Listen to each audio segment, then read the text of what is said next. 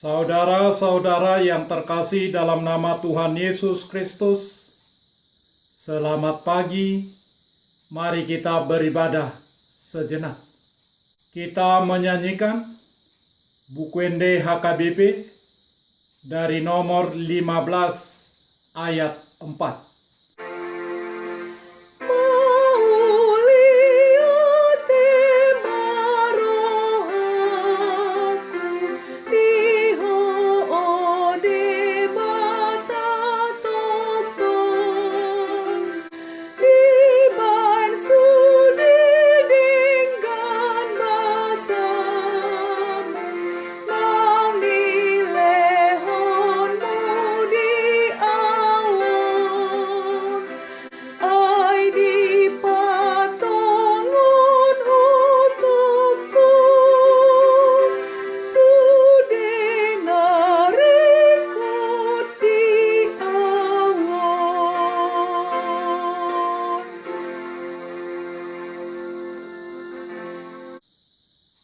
Kasih karunia dan damai sejahtera dari Allah Bapa dan dari Kristus Yesus Tuhan menyertai saudara-saudara. Amin. Saudara-saudara yang terkasih dalam nama Tuhan Yesus Kristus, firman Tuhan renungan harian Selasa 4 Mei 2021 dari kitab Efesus pasal 5 ayat 20 mengatakan, "Ucaplah syukur senantiasa atas segala sesuatu dalam nama Tuhan kita Yesus Kristus kepada Allah dan Bapa kita." Dalam bahasa Batak Toba mengatakan, "Manot tong mahamu maddok mauliate siala saluhutna tu debata ama di bagasan goar ni Tuhatta Yesus Kristus." Demikian firman Tuhan. Saudara-saudara yang terkasih, zaman now penuh dengan kejutan-kejutan. Perkembangan teknologi dunia, glamoritas, dan upaya menyenangkan hidup diri sendiri sering kita lihat menjadi bagian terkedepan dari kehidupan ini. Futurolog John Naisbitt dan Patricia Aburdins dalam bukunya Megatrend 2000 mendasarkan ramalan dan prediksi mereka tentang masa depan atas data, kecenderungan di masyarakat, dan sejarah perkembangan ilmu dan pengetahuan.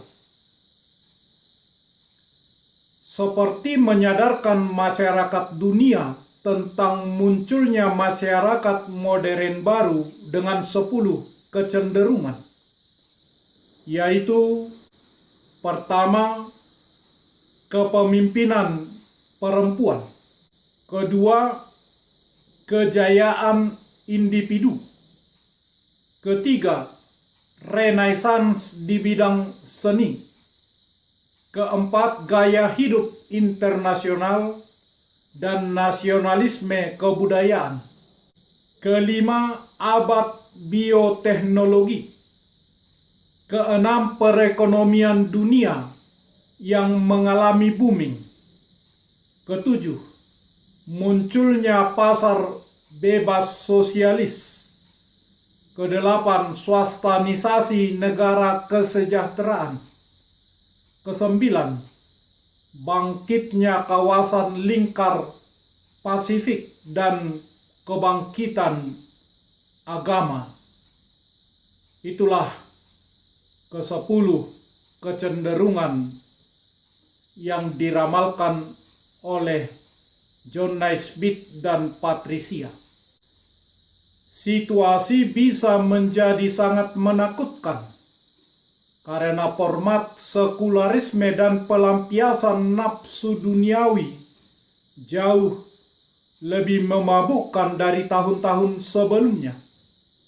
Manusia telah dikuasai semangat mengejar semua nafsu duniawi, nafsu kedagingan. Rasul Paulus mengingini supaya jemaat Efesus menerapkan identitas mereka di dalam Kristus dengan menjadi kudus dalam kasih, sehingga mereka hidup menjadi terang. Dalam rangka itu, dia menasehati jemaat untuk menguatkan kebenaran firman Tuhan dalam hidupnya. Dengan demikian, mereka akan menjadi bagian dalam rencana Allah untuk mempersatukan segala sesuatu dalam Kristus. Karena mereka sendiri ada dalam Kristus dan terang itu dapat membawa orang lain juga kepada Kristus. Paulus mengatakan, perhatikanlah dengan seksama bagaimana kamu hidup. Janganlah seperti orang bebal, tetapi seperti orang arif. Efesus pasal 5 ayat 15. Firman Tuhan renungan harian ini menuntut kita bagaimana kita harus memperhatikan hidup kita di dalam Tuhan dan memancarkan apa yang Tuhan inginkan. Dengan cermat harus memperhatikan segala sesuatu dengan tepat. Berikut Rasul Paulus meneruskan dengan kalimat seperti orang arif, seperti orang bijaksana dan bukan seperti orang bebal. Format hidup orang percaya di tengah globalisasi adalah arif, bijaksana. Harus mempunyai citra yang berbeda dengan cara hidup dunia. Sehingga disitulah terlihat bagaimana bijaksananya hidup anak-anak Tuhan dalam kehidupannya.